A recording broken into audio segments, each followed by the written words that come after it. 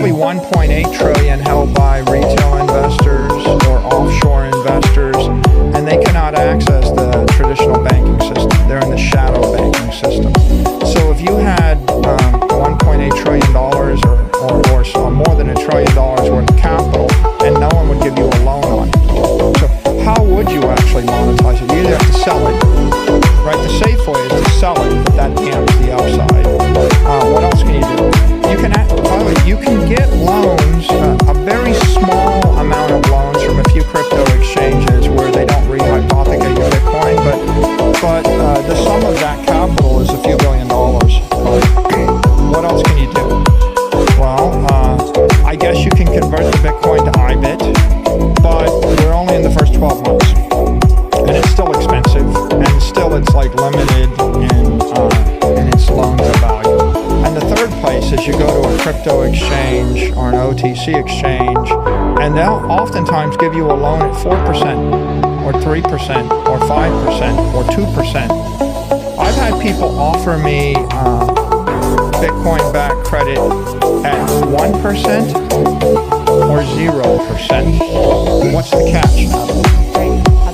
There's always the catch is they want me to transfer the Bitcoin to them so they can rehypothecate it.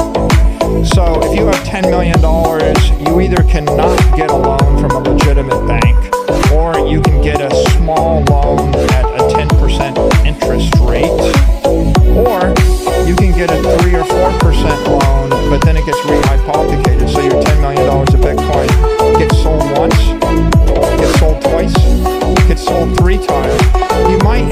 You might actually create $30 or $40 million worth of selling. Okay, so what's holding down the price?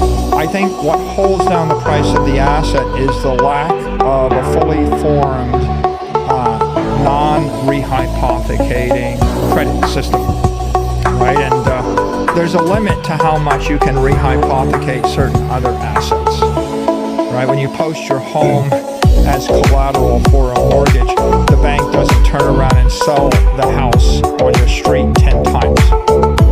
If they did, the price of houses on your street would be lower, right? So I think that the lack of a fully formed banking system holds the price back. The existence of rehypothecation in the crypto economy dams the vol. It works to both sides, right?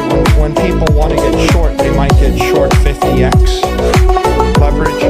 When they want to get long, they might get long 50x leverage.